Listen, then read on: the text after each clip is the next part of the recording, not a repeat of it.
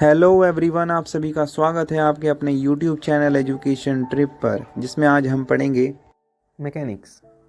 Mechanics is a branch of science which deals with the conditions of rest or motion of bodies. It means mechanics is a branch of a science. Mechanics जो है एक शाखा है science की, जिसमें हम bodies के बारे में पढ़ते हैं। कैसी बॉडीज़ के बारे में? या तो वो मोशन में हो या रेस्ट में हो, यानी कि वो बॉडीज़ जो रेस्ट में हो या मोशंस में हो, उन बॉडीज़ के बारे में हम पढ़ते हैं रिलेटिव टू देयर सराउंडिंग। अब वो किससे रिलेटिव करते हो? रिलेट करते हो अपनी सराउंडिंग से, यानी कि बॉडीज़ के मोशन और रेस्ट की अवस्था के बारे में पढ़ाई को हम बोलते हैं मैकेनिक्स। बॉडीज़ जो भी हो, कोई भी बॉडी हो सकती है, पैन हो सकता है, रुमाल हो सकता है, हथौड़ा हो सकता है, कोई भी चीज़ हो सकती है, उस चीज़ के रेस्ट पर है या मोशन पर है, उस पर कौन कौन सी फोर्सेस लग रही हैं, क्या कंडीशंस हैं, क्या सराउंडिंग है, उन सारी स्टडीज़ को हम मैकेनिक्स के अंडर पढ़ते हैं, जो मैकेनिक्स जो एक ब्रांच है साइंस की। तो यहाँ पर दो ब्रांचेस होती हैं। इट हैज़ टू ब्रांचेस, पहली स्टैटिक्स और दूसरी डायनेमिक्स। स्टैटिक्स का क्या मतलब होता है? Statics is a part of mechanics. Statics एक मैकेनिक्स का ही पार्ट है विच deals with the state of rest, जो उन बॉडीज़ के बारे में पढ़ते हैं जो रेस्ट पर पड़ी हुई हैं। सिर्फ उठाकर हमने कोई पेन लिया और कॉपी पे ऐसे डाल दिया, तो अब जो पेन है वो रेस्ट पोजीशन पर है, उसकी स्टडी जो होती है वो उसको हम स्टैटिक पोजीशन कहेंगे। और स्टैटिक क्या है? एक पार्ट है मैकेनिक्स का, और मैकेनिक्स जो है वो दोनों के बारे में स्टडी करवाती है, कि जो रेस्ट पर बॉडीज़ हैं उनके बारे में भी और जो मोशन में उनके बारे में भी। तो वो स्टैटिक कंडीशन हुई जब वो रेस्ट पर है वो body, under the action of forces, और उसके ऊपर फोर्सेस लग रही हों। ऐसा ना हो कि फोर्सेस नहीं लग रही और वो रेस्ट पर है, वो फोर्सेस लग रही हैं तब जाके वो रेस्ट पर है, उससे हम स्टैटिक बोलेंगे। और डायनेमिक्स की बात की जाए तो डायनेमिक्स का मतलब होता है is a part of mechanic which deals with the state of motion of a bodies, यानी कि जो बॉडीज मोशन में है under the action of forces, then we can say it is dynamics. ठीक है, तो वो डायनेमिक कहलाएगी। अब हम नेक्स्ट पढ़ेंगे three fundamental laws on which Newtonian mechanism are based are is follows. ठीक है, तो पहला है law of motion.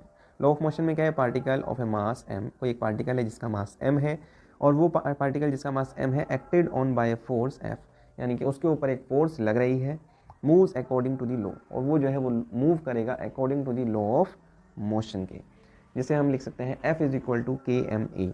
M is the mass of a body, F is the force exerted on a body, A is the acceleration of a body, K is a constant. Okay, तो हमने ये सभी चीज़ों के बारे में पढ़ लिया है।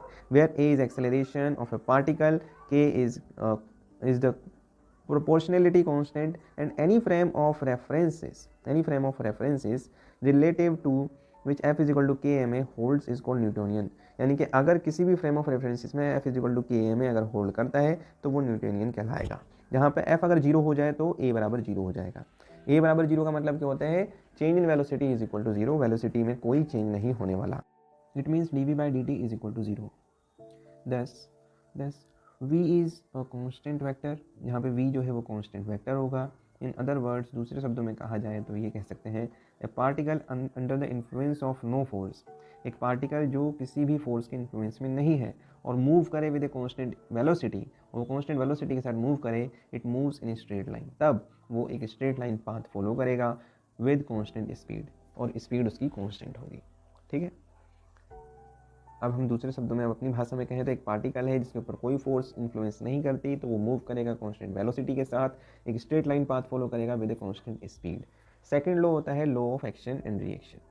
Law of action and reaction, when two particles exert force on each other, जब दो पार्टिकल्स एक दूसरे के ऊपर फोर्स एक्सर्ट करते हैं, दीज फोर्सेस आर इक्वल, तब ये फोर्सेस इक्वल होंगी इन मैग्नीट्यूड, और सेंस में वो अपोजिट होंगी, opposite in direction and act. अब हम नेक्स्ट बात करते हैं law of parallelogram of forces. If A force P बार, माना एक फोर्स है पी बार, एक फोर्स है क्यू बार, पी और क्यू दो फोर्सेस हैं, एक्ट ऑन ए पार्टिकल, किसी एक पार्टिकल पर वो फोर्स एक्ट कर रहे हैं, दोनों फोर्सेस किसी एक पार्टिकल पर एक्ट कर रही हैं एट अ पॉइंट ओ, किसी एक पॉइंट ओ से, सच दैट, कुछ इस तरीके से कि हम पी बार को हम बोलेंगे ओ ए, जैसा कि पी आप फोर्स देख रहे हैं तो इसे हम बोलेंगे ओ ए। ठीक है, और क्यू बार को हम लिखेंगे ओ बी, तो क्यू बार जो है वो है force O B. Then the two forces are, तब जो दो फोर्सेस हैं वो कुछ इस तरीके से होंगे together equivalent to a single force, तो ये दोनों फोर्सेस जो एक इस डायरेक्शन में है और दूसरी इस डायरेक्शन में है, तो वो इम्पैक्ट जो डालेंगी वो एक सिंगल फोर्स के रूप में डालेंगी, वो है आर, वो कहलाएगा रिजल्टेंट। और जो सिंगल, बहुत सारी मान लो नंबर ऑफ फोर्सेस हैं और वो किसी एक पार्टिकल पर अगर एक्ट हो, तो जो उनका जो रिजल्टेंट होगा, तो जो एक सिंगल इम्पैक्ट जो सारी फोर्सेस का पड़ेगा, वो सिंगल इम्पैक्ट कहलाएगा resultant of that n number of forces.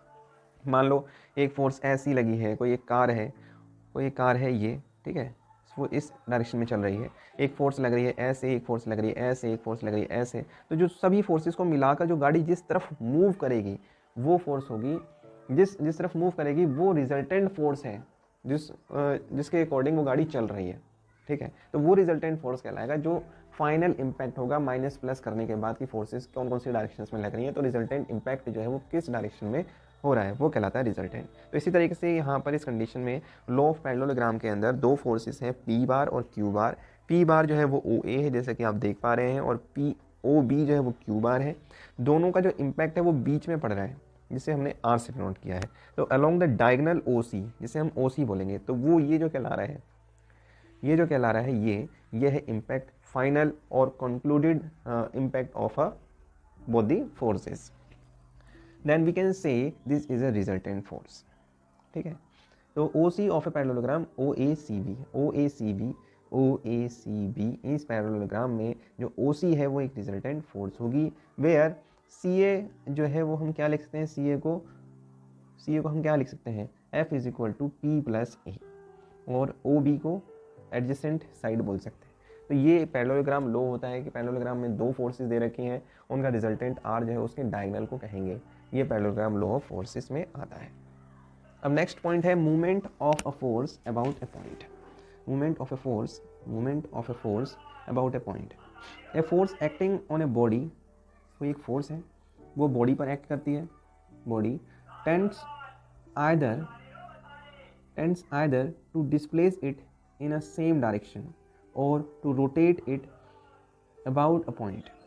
So the tendency of a force to form a body about a point or axis is called a movement of a force.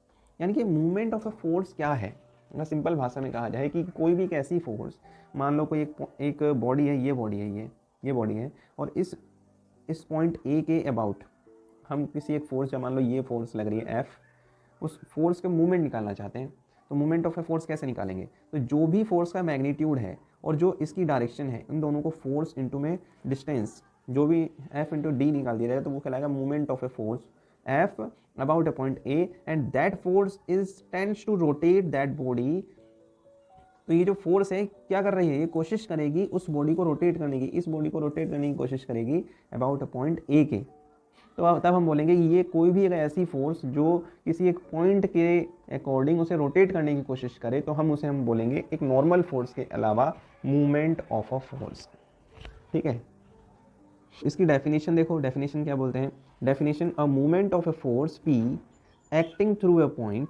कोई एक movement है force P की, P एक force है, उसके movement निकाल रहे हैं हम, acting through a point A, तो ए के हिसाब से निकालेंगे about a point O, is defined as a vector R into P. तो उसे हम आर इंटू पी बोलेंगे, जहाँ पे आर जो है वो ओ ए का काम कर रहा है। तो जैसे कि अभी मैंने वैसे डायग्राम बनाई थी, हम नोट्स के डायग्राम देख लेते हैं कि ये है एक ओ ए है, ठीक है, फोर्स लग रही है हमारी पी, ठीक, ये एंगल थीटा है, फोर्स लग रही है पी। तो जो ए के अकॉर्डिंग ये जहाँ जिस तरफ अगर टेंड करती है रोटेट करने के लिए, तो हम बोलेंगे जो फोर्स है वो क्या कहला रही है, मूवमेंट होगी, वो मूवमेंट ऑफ ए फोर्स कहलाएगी। We write it as M is equal to R into P, जहाँ पे R is the distance from a point A point से, from a point where force act, यानी कि ये distance है किस किस के बीच की, जिस पॉइंट पर फोर्स लग रही है वहाँ पर, और जिस पॉइंट के तहत हम मूवमेंट निकालना चाहते हैं वहाँ उस पॉइंट्स की डिस्टेंस है ये आर, ठीक है। और जो एफ है या हम बोलेंगे पी जो है वो फोर्स है जो कि मैग्नीट्यूड है, तो मैग्नीट्यूड इनटू में डिस्टेंस कर देंगे तो निकल जाएगा movement of a force about a point A. तो ये ऐसे लिखते हैं R into P. It follows that the movement M is a vector perpendicular to the plane R and P with magnitude M is equal to R P sine theta O A into में P sine theta, where sine theta is the angle, where theta is an angle between R and P. Theta जो है angle है और are और P के बीच का, क्योंकि यहाँ पर 90 डिग्री नहीं है, यहाँ पर थीटा है, जो फोर्स है वो एंगल पर लग रही है, ना कि परपेंडिकुलरली लग रही है, इसलिए हम यहाँ पे लिखते हैं sine theta. We have M is equal to O A into में resolve part of P along perpendicular to O A. अब यहाँ पे लिखा है as a particular case it if the force in perpendicular, अगर किसी एक पर्टिकुलर केस में फोर्स जो है परपेंडिकुलर है तो M is equal to O into में पी हो जाएगा। तो अब मैं यहाँ पर समझाने की कोशिश करता हूँ कि ये कोई बॉडी है, ठीक है, ये एक पॉइंट ए है, ठीक है, एक फोर्स लग रही है पी फोर्स लग रही है जो इस बॉडी के परपेंडिकुलर है। तब ये मान लो ए जो है कहलाता है ए पी बोल देंगे इसे हम, ए पी और पी मैग्नीट्यूड है, तो हम बोलेंगे A P is a distance into में जो पी जो मैग्नीट्यूड है ए पी इंटू में पी, ये कहलाएगा M, movement of a force about a point A, ठीक है। लेकिन ये तो केस रहा परपेंडिकुलर का, मान लो जो फोर्स है वो क्या कर रही है, किसी एंगुलर पॉइंट एंगुलरली लग रही है, यानी कि कोई एंगल बना रही है, ठीक है, ये एंगल बना रही है पॉइंट पर, तो तब क्या होगा, जो मूवमेंट होगा वो इस तरीके से नहीं होगा, वो ए पी तो होगा ही होगा साथ में ए पी, ठीक है, और जो डिस्टेंस है वो पी, फिर उसके बाद में साथ में sine theta, theta is the angle, तब मैग्नीट्यूड मूवमेंट निकलेगा। आई बात समझ में? अगर 90 डिग्री हो तो साइन 90 क्या कहलाएगा 1, अगर ये 90 डिग्री हो जाए तो साइन 91 होता है, तो 90 थीटा के 90 लिख सकते हो आप, 90 लिखोगे तो ऑब्वियसली वैसे ही 1 हो जाएगा। तो ये केस हो गया यहाँ पर, समझ में आई बात आपको? अगर नहीं आई तो आप इसको दोबारा रिवाइज करें, नहीं आती तो कमेंट कीजिए। फिर नेक्स्ट एग्जाम्पल ले लेते हैं। एग्जाम्पल क्या है, देखो एग्जाम्पल है a force of magnitude R, कोई एक फोर्स है इसका मैग्नीट्यूड आर है, and a variable inclination to a comma b. The x-axis acts in the plane OXY at a fixed point a comma b. Find its movement about the origin. Movement find करना है about the origin as a function of theta and obtain the value of theta. Theta की value obtain करनी है for which the movement maximum हो, minimum हो और vanish खत्म हो जाए, movement हो ही ना। तो इस फॉर्म में निकालना है आंसर। देखो सॉल्यूशन कैसे कर रखा है। सॉल्यूशन है the movement of a force R है अबाउट द ओरिजिन के अबाउट, वो क्या होगी, M is equal to R small R, where small R is the distance and capital R is the magnitude of a force R, where R is O A and capital A is A comma B is a point where force acts, M is equal to R small R into capital are sine theta, ठीक है, is being a unit vector, तो वो एक unit vector बन जाएगा perpendicular to the plane R and capital R. The magnitude of a movement, तो जो movement का मैग्नीट्यूड है वो इस तरीके से निकलेगा, capital M is equal to under root of A square plus B square into में ये हो गई distance from a distance formula. ये कैसे आया under root of A square plus B square, क्योंकि एक तो पॉइंट है हमारा पी, ठीक है, एक पॉइंट है पी मान लो ए कोमा बी, और एक है ओरिजिन जिसके कोऑर्डिनेट है 0,0। From a distance formula we can find the small R, where small R क्या होगी भाई, under root of A minus 0 का whole square plus B minus 0 का होल स्क्वायर। तो ये A square plus B square under root में, ये इस तरीके से आर की जगह स्मॉल आर की जगह लिख दिया हमने, स्मॉल आर की जगह पे under root of A square plus B square, क्योंकि ये डिस्टेंस है फ्रॉम ओरिजिन, और capital R is the magnitude, sine theta ये एंगुलर, किस एंगल पर वो फोर्स लग रही है वो साइन थीटा है, where theta is a variable, theta एक वेरिएबल है, एंड स्मॉल ए बी जो है वो क्या है, कोऑर्डिनेट है, और कैपिटल आर जो है एक, कैपिटल आर क्या है, फोर्स का मैग्नीट्यूड है। तो ए बी और कैपिटल आर ये तो कांस्टेंट रहने वाले हैं, और थीटा जो है वो चेंज होने वाला है क्योंकि वेरिएबल है। तो हम बोलेंगे D N by D theta is equal to under root of A square plus B square into में R cos theta, D N by D M by D theta, क्योंकि M is a movement, theta के respect में हमने उसे differentiate किया, फिर again differentiating it and we can find D square M by D theta square. इससे दोबारा differentiate करेंगे तो ये हो जाएगा माइनस में under root a square plus B square r sine theta, क्योंकि साइन थीटा का डिफरेंशिएशन कोस थीटा, बाकी सारे तो कांस्टेंट है, ठीक है। इसी तरीके से कोस थीटा का फिर डिफरेंशिएशन करेंगे तो माइनस साइन थीटा, बाकी सारे कांस्टेंट एज इट इज रहेंगे, तो माइनस साइन थीटा बन गया, अगेन सेकंड डेरिवेटिव निकाला। तो फॉर मैक्सिमम एंड मिनिमम और मिनिमम के लिए वैल्यू ऑफ एम जो होगी d M by D theta बराबर 0, चेंज इन मूवमेंट बराबर 0, तो कोस थीटा बराबर 0 आ जाएगा।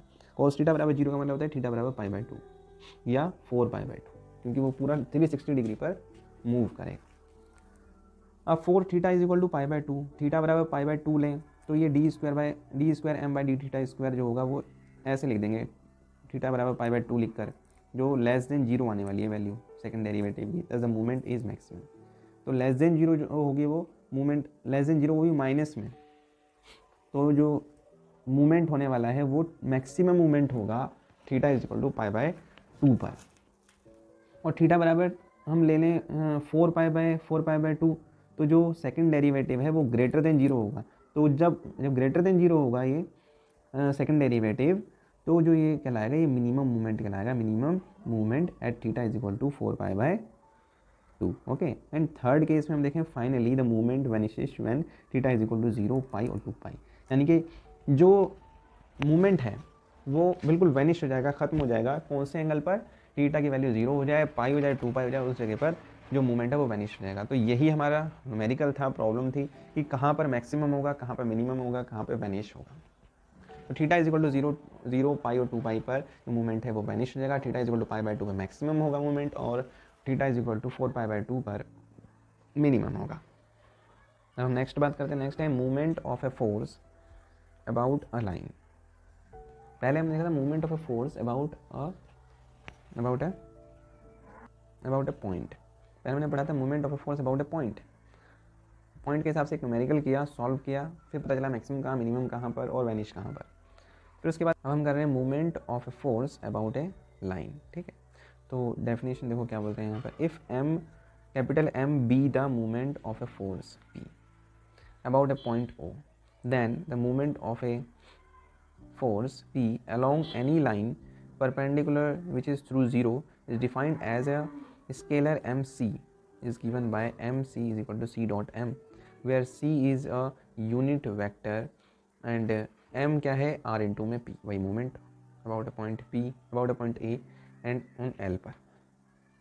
ओके, तो यहाँ पर क्या है, पहली कॉन्सेप्ट को ही दोहराया गया है कि m जो है, ये जो m है ये एक मूवमेंट है ऑफ ए फोर्स p का अबाउट ए पॉइंट O के।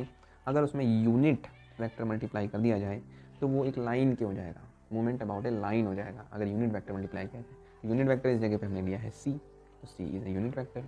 And mc what is an mc is the movement of a force about a point line. अगर आपको ये वीडियो अच्छी लगी हो तो आप इसे लाइक करें, अपने दोस्तों के बीच में इस वीडियो को शेयर करें और मेरे इस चैनल को सब्सक्राइब करें। Thanks for watching, thank you very much.